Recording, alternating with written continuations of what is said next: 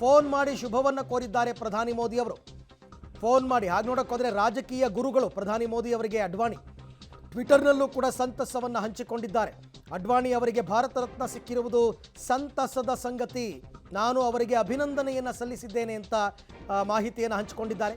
ದೇಶ ಕಟ್ಟುವಲ್ಲಿ ಅವರ ಪಾತ್ರ ದೊಡ್ಡದು. ನೋಡಿ, ಪಕ್ಷ ಅಂತ ಹೇಳಿಲ್ಲ ಅವರು, ದೇಶ ಕಟ್ಟುವಲ್ಲಿ ಅವರ ಪಾತ್ರ ದೊಡ್ಡದು, ನನಗಿದು ಅತ್ಯಂತ ಭಾವನಾತ್ಮಕ ಕ್ಷಣ ಅಂತ LK ಅಡ್ವಾಣಿ ಅವರಿಗೆ ಅಭಿನಂದನೆಯನ್ನು ತಿಳಿಸಿದ್ದಾರೆ ಪ್ರಧಾನಿ ನರೇಂದ್ರ ಮೋದಿ ಅವರು. LK ಅಡ್ವಾಣಿಗೆ ಭಾರತ ರತ್ನ ಪ್ರಶಸ್ತಿ ಘೋಷಣೆಯಾಗಿರೋದಕ್ಕೆ ಪ್ರಧಾನಿ ಮೋದಿ ಅವರು ಅಡ್ವಾಣಿ ಅವರಿಗೆ ಫೋನ್ ಮಾಡಿ ಅಭಿನಂದನೆಯನ್ನು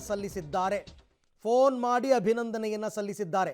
ರಾಮ ಮಂದಿರ ಪ್ರಾಣ ಪ್ರತಿಷ್ಠಾಪನೆಯ ಸಂದರ್ಭದಲ್ಲಿ ಕೂಡ LK ಅಡ್ವಾಣಿ ಅವರಿಗೆ ಆಹ್ವಾನ ಹೋಗಿಲ್ಲ ಅಂತ ಕೆಲವರು ಪುಕಾರ್ ಹಬ್ಬಿಸಿದ್ರು. ಅದಾದ ನಂತರವೂ ಕೂಡ ಆಹ್ವಾನ ಕೊಟ್ಟರು. ಆದರೆ ಅವರು ಅವತ್ತಿನ ದಿನ ಬರೋದಕ್ಕಾಗಲಿಲ್ಲ, ಹವಾಮಾನದ ವಿಚಾರ ಮತ್ತು ವಯಸ್ಸಿನ ಕಾರಣದಿಂದಾಗಿ.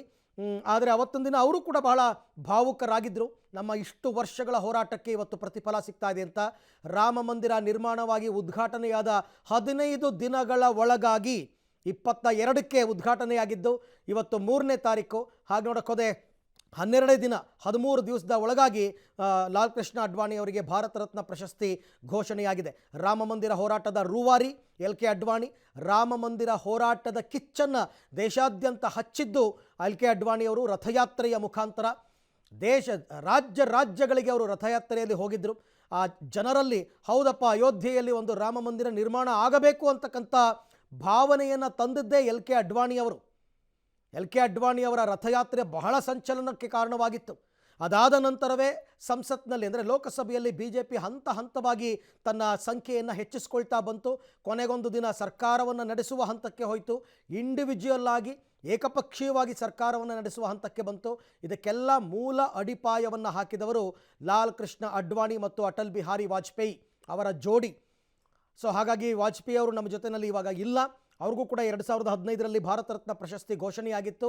ಈಗ 2024ರಲ್ಲಿ ಲಾಲ್ ಕೃಷ್ಣ ಅಡ್ವಾಣಿ ಅವರಿಗೆ ಅವರ 96ನೇ ವಯಸ್ಸಿನಲ್ಲಿ ಈಗ ಭಾರತ ರತ್ನ ಪ್ರಶಸ್ತಿ ಘೋಷಣೆ ಆಗಿದೆ.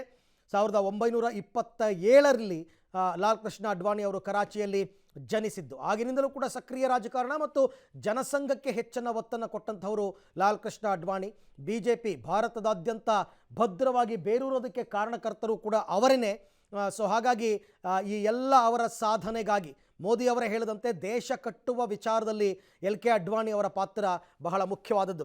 BJPಯ ಭೀಷ್ಮ ಅಂತ ಅವ್ರನ್ನ ಕರೆಯಲಾಗ್ತಾ ಇತ್ತು, BJPಯ ಕಟ್ಟಾಳು ಅಂತ ಅವ್ರನ್ನ ಕರೆಯಲಾಗ್ತಾ ಇತ್ತು.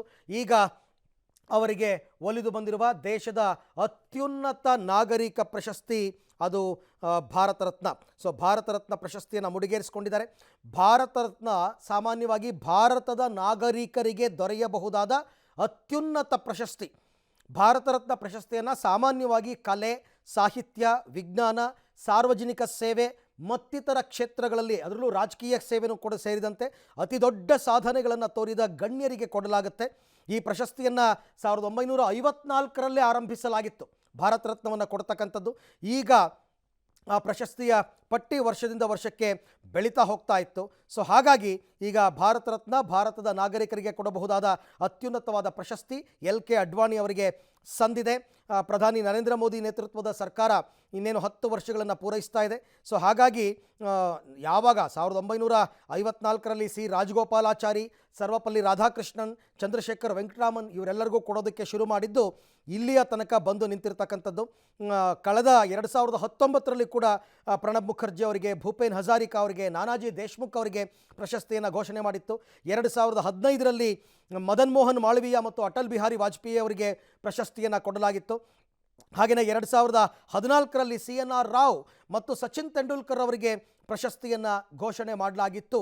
ಕ್ರೀಡಾ ಕ್ಷೇತ್ರ ಇದಕ್ಕೆ ಬರೋದಿಲ್ಲ, ಆದರೆ ತೆಂಡೂಲ್ಕರ್ ಅವರ ಸೇವೆಯನ್ನು ಪರಿಗಣಿಸಿ ತಿದ್ದುಪಡಿ ತಂದು ತೆಂಡೂಲ್ಕರ್ ಅವರಿಗೆ ಕೂಡ ಪ್ರಶಸ್ತಿಯನ್ನು ಘೋಷಣೆ ಮಾಡಲಾಗಿತ್ತು ಭಾರತ ರತ್ನ. ಈಗ ಆ ಪ್ರಶಸ್ತಿ 2024ರಲ್ಲಿ LK ಅಡ್ವಾಣಿ ಅವರ ಪಾಲಾಗಿರ್ತಕ್ಕಂಥದ್ದು. ದೇಶಕ್ಕೆ ಅವರ ಕೊಡುಗೆ, ಪಕ್ಷಕ್ಕೆ ಅವರ ಕೊಡುಗೆ, ಜನಸಂಘಕ್ಕೆ ಅವರು ಕೊಟ್ಟ ಕೊಡುಗೆಯನ್ನು ಪರಿಗಣಿಸಿ ಕೇಂದ್ರ ಸರ್ಕಾರ ಈ ತೀರ್ಮಾನಕ್ಕೆ ಬಂದಿದೆ. ನಾನು ಹೇಳಿರುವಂಥದ್ದು ಒಂದು ಒಳ್ಳೆ ಶುಭ ಸಂದೇಶ ಬಂದಿದೆ. ಈಗಾಗಲೇ ಮಾಧ್ಯಮಗಳಲ್ಲಿ ಬಂತು. ಈ ದೇಶ ಕಟ್ಟಿದ ರಾಮ ಮಂದಿರ ನಿರ್ಮಾಣ ಮಾಡಲಿಕ್ಕೆ ಇಡೀ ಯಾತ್ರೆಯನ್ನು ಕೈಗೊಂಡಂತ ಲಾಲ್ ಕೃಷ್ಣ ಅಡ್ವಾಣಿ ಅವರಿಗೆ ಭಾರತ ರತ್ನ ಘೋಷಣೆಯಾಗಿದೆ.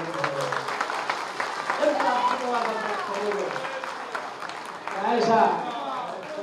ಜೈ ಶ್ರೀರಾಮ್, ಜೈ ಶ್ರೀರಾಮ್, ಜೈ ಶ್ರೀರಾಮ್. ಪ್ರಾಯಶಃ ನೀವು ಭಾರಿ ಪುಣ್ಯವಂತರು. ಹೊಸ ಅಧ್ಯಕ್ಷರು ಭಾರಿ ಪುಣ್ಯವಂತರು. ರಾಮ ಮಂದಿರ ಕಾರ್ಯಕರ್ತರೆಲ್ಲ ಘೋಷಣೆಯನ್ನು ಹಾಕಿ ಸಂತೋಷವನ್ನು ಕೂಡ ನಾವು ಪಟ್ಟಿದ್ದೀವಿ. ಯಾಕಂದರೆ ನಾವೆಲ್ಲ ಕೂಡ ಒಂದು ಸಂದರ್ಭದಲ್ಲಿ 90ರ ದಶಕದಲ್ಲಿ ಅವ್ರ ಜೊತೆಯಲ್ಲಿ ನಾವು ಬೆಂಗಳೂರಲ್ಲೆಲ್ಲ ಕೂಡ ರಾಮ ಜನ್ಮಭೂಮಿ ಹೋರಾಟ ಇರ್ಬೋದು, ಬೇರೆ ಬೇರೆ ಸಂದರ್ಭದಲ್ಲಿ ಅವ್ರ ಜೊತೆಯಲ್ಲಿ ಇದ್ದಂಥವ್ರು ನಾವೆಲ್ಲ ಕೂಡ. ಭಾರತೀಯ ಜನತಾ ಪಾರ್ಟಿಗೆ ಒಂದು ನೇತೃತ್ವವನ್ನು ಕೊಟ್ಟು ಕೇಂದ್ರದಲ್ಲಿ ಭಾರತೀಯ ಜನತಾ ಪಾರ್ಟಿ ಬರೋದಕ್ಕೆ ಪ್ರಮುಖ ಕಾರ್ಯಕರ್ತರು ಕೂಡ ಕಾರಣಕರ್ತರು ಲಾಲ್ ಕೃಷ್ಣ ಅಡ್ವಾಣಿಯವರು. 500 ವರ್ಷಗಳ ನಮ್ಮ ಏನು ಸತತ ಹೋರಾಟ ಇತ್ತು, ರಾಮ ಜನ್ಮಭೂಮಿಯಲ್ಲಿ ರಾಮ ಮಂದಿರ ಆಗಬೇಕು ಅಂಥೇಳಿ ಇದನ್ನು ಜನಾಂದೋಲನವಾಗಿ ಪರಿವರ್ತನೆ ಮಾಡಿದಂಥ, ಸಾಮಾನ್ಯ ಜನಗಳಿಗೂ ಕೂಡ ರಾಮ ಮಂದಿರದ ವಿಷಯವನ್ನು ತಿಳಿಸಿದಂಥ ಒಬ್ಬ ಮಹಾನುಭಾವ.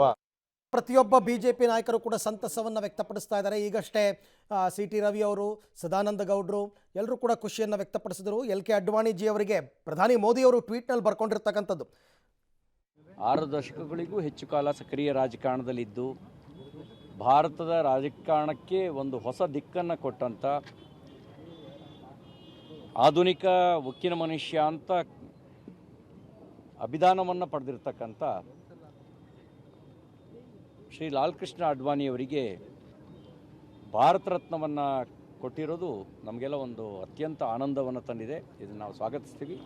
ಇದಕ್ಕಾಗಿ ಭಾರತ ಸರ್ಕಾರಕ್ಕೆ, ಮಹಾಮಹಿಮ ರಾಷ್ಟ್ರಪತಿಗಳಿಗೆ, ಮಾನ್ಯ ಪ್ರಧಾನಮಂತ್ರಿ ಶ್ರೀ ನರೇಂದ್ರ ಮೋದಿಯವರಿಗೆ ಧನ್ಯವಾದಗಳನ್ನು ಸಲ್ಲಿಸ್ತೀವಿ. ನಮ್ಮ ಮನಸ್ಸಿನಲ್ಲಿ ಒಂದು ಅಪೇಕ್ಷೆ ಇತ್ತು, ಲಾಲ್ ಕೃಷ್ಣ ಅಡ್ವಾಣಿ ಅಂತವರಿಗೆ ಭಾರತ ರತ್ನ ಕೊಡಬೇಕು ಅನ್ನೋದು ಒಂದು ಅಪೇಕ್ಷೆ ಇತ್ತು. ಕೊಟ್ಟಿರೋದು ಅತ್ಯಂತ ಆನಂದವನ್ನು ತಂದಿದೆ. ಅದು ನಾನು ಸ್ವಾಗತಿಸ್ತೇನೆ. ಸರ್, ಈಗ ಇವತ್ತಿನ ಕಾರ್ಯಕ್ರಮದಲ್ಲಿ ಸರ್ ಅಡ್ವಾಣಿಯವ್ರನ್ನ ಬಗ್ಗೆ ಕೆಲವು ಮೋದಿಯವರು ಮತ್ತು ಹಿರಿಯ ನಾಯಕರು ಅವರ ಮುತ್ಸದಿತನನ್ನು ಬಳಕೆ ಮಾಡ್ತಾ ಇಲ್ಲ ಅನ್ನುವಂಥದ್ದು ಇತ್ತು. ಅದು ಈ ಮೂಲಕ, ಭಾರತ ರತ್ನದ ಮೂಲಕ ಅದಕ್ಕೆ ಒಂದು ಯಶಸ್ವಿ ಆಗುತ್ತಾ? ಅಲ್ಲ, ಹೊರಗಡೆಯವರು ಏನು ತಿಳ್ಕೊಂಡಿದ್ದಾರೋ ಗೊತ್ತಿಲ್ಲ. ಅವರ ಮುತ್ಸದ್ದಿತನದ, ಅವರ ಅನುಭವದ ಮಾರ್ಗದರ್ಶನ ಸದಾಕಾಲ ಭಾಜಪಕ್ಕೆ ಇತ್ತು, ಇದೆ, ಬದುಕಿರೋ ಕಾಲ ಅದು ಇರುತ್ತೆ. ಇವತ್ತು ಜಿಲ್ಲಾ ಕಾರ್ಯಕಾರಿಣಿ ಸಭೆ ಇದೆ. ಜಿಲ್ಲಾ ಕಾರ್ಯಕಾರಿಣಿಯಲ್ಲಿ ಸಿ ಟಿ ರವಿ ಅವರ ಮಾತು ಅತ್ಯಂತ ಸಂತಸದ ಸಮಯ ಅಂತ. ಶ್ರೀ ಎಲ್ ಕೆ ಅಡ್ವಾಣಿ ಅವರಿಗೆ ಭಾರತ ರತ್ನ ನೀಡಲಾಗುವುದು ಅಂತ ಹಂಚಿಕೊಳ್ಳೋದಕ್ಕೆ ನನಗೆ ತುಂಬ ಸಂತೋಷವಾಗಿದೆ ಅಂತ ಪ್ರಧಾನಿ ಮೋದಿಯವರು ಕೂಡ ಟ್ವೀಟ್ ಮಾಡಿದ್ದಾರೆ. ನಾನು ಕೂಡ ಅವರೊಂದಿಗೆ ಮಾತನಾಡಿ ಈ ಗೌರವಕ್ಕೆ ಪಾತ್ರರಾಗಿದ್ದಾಗಿ ಅಭಿನಂದಿಸಿದ್ದೇನೆ. ನಮ್ಮ ಕಾಲದ ಅತ್ಯಂತ ಗೌರವಾನ್ವಿತ ರಾಜಕಾರಣಿಗಳಲ್ಲಿ ಒಬ್ಬರು ಅಂತ ಪ್ರಧಾನಿ ಮೋದಿ ಅವರು ಟ್ವೀಟ್ ಮುಖಾಂತರ ಸಂತಸವನ್ನು ಹಂಚಿಕೊಂಡಿದ್ದಾರೆ. ಎಸ್, ಈ ಎಲ್ಲ ವಿಚಾರಕ್ಕೆ ಸಂಬಂಧಪಟ್ಟಂತೆ ಮತ್ತಷ್ಟು ಮಾಹಿತಿ ನಮ್ಮ ನವದೆಹಲಿ ಪ್ರತಿನಿಧಿ ಶಬೀರ್ ಅವರಿಂದ ಪಡಿತಾ ಹೋಗೋಣ. ಶಬೀರ್, ಕೆಲವು ಪ್ರಶ್ನೆಗಳಿಗೆ ಉತ್ತರ ಮತ್ತು ಅರ್ಹ ವ್ಯಕ್ತಿಗೆ ಸಲ್ಲಬೇಕಾದ ಗೌರವ, ಅದು ಎಲ್ ಕೆ ಅಡ್ವಾಣಿ ಅವರಿಗೆ ಕೊಡಮಾಡಲಾಗಿರ್ತಕ್ಕಂಥ ಭಾರತ ರತ್ನ ಪ್ರಶಸ್ತಿ. ಸೊ ತಾವು ಯಾವ ರೀತಿ ವಿಶ್ಲೇಷಣೆ ಮಾಡ್ತೀರಾ? ಅರವಿಂದ್, ಖಂಡಿತವಾಗ್ಲೂ ಬಹಳಷ್ಟು ದಿನಗಳಿಂದ ಒಂದು ಮಾತು ಕೇಳಿ ಬರ್ತಾ ಇತ್ತು. ಅದು ವಿಶೇಷವಾಗಿ ಪ್ರಧಾನಮಂತ್ರಿ ನರೇಂದ್ರ ಮೋದಿ ಅವರು ಪ್ರಧಾನಿಗಳಾದ ಬಳಿಕ ಎಲ್ ಕೆ ಅಡ್ವಾಣಿ ಅವರನ್ನ ತೀವ್ರವಾಗಿ ನಿರ್ಲಕ್ಷ್ಯ ಮಾಡಲಾಗ್ತಾ ಇದೆ, ಅವರನ್ನ ತೆರೆಮರೆಗೆ ಸರಿಸುವಂತ ಪ್ರಯತ್ನಗಳು ನಡೀತಾ ಇದ್ದಾವೆ ಅನ್ನುವಂತಹ ಮಾತುಗಳು ನಿತ್ಯವೂ ಕೂಡ ಕೇಳಿ ಬರ್ತಾ ಇತ್ತು. ಅದರಲ್ಲೂ ಕೂಡ ವಿಶೇಷವಾಗಿ ರಾಮ ಮಂದಿರ ವಿಚಾರಕ್ಕೆ ಬಂದಂತ ಸಂದರ್ಭದಲ್ಲಿ, ಉದ್ಘಾಟನೆ ಸಂದರ್ಭದಲ್ಲೂ ಕೂಡ ಅವರನ್ನ ಕಡೆಗಣಿಸುವಂತ ಕೆಲಸಗಳಾಗಿವೆ ಅನ್ನುವಂತಹ ಒಂದಿಷ್ಟು ಆರೋಪಗಳು ಕೇಳಿ ಬರ್ತಾ ಇತ್ತು. ಈಗ ಆ ಎಲ್ಲಾ ಆರೋಪಗಳಿಗೂ ಕೂಡ ಒಂದು ಉತ್ತರವನ್ನ ಕೇಂದ್ರ ಸರ್ಕಾರ ಅಥವಾ ಪ್ರಧಾನಮಂತ್ರಿ ನರೇಂದ್ರ ಮೋದಿ ಅವರು ನೀಡುವಂತಹ ಕೆಲಸವನ್ನ ಮಾಡಿರುವಂತದ್ದು.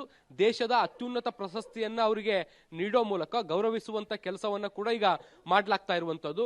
ಬಹುಶಃ ಎಲ್ಲಾ ಟೀಕಾಕಾರರಿಗೂ ಕೂಡ ಇದು ಅತಿ ದೊಡ್ಡ ಉತ್ತರ ಅಂತ ಈಗ ಇದನ್ನ ಭಾವಿಸಲಾಗ್ತಾ ಇರುವಂತದ್ದು.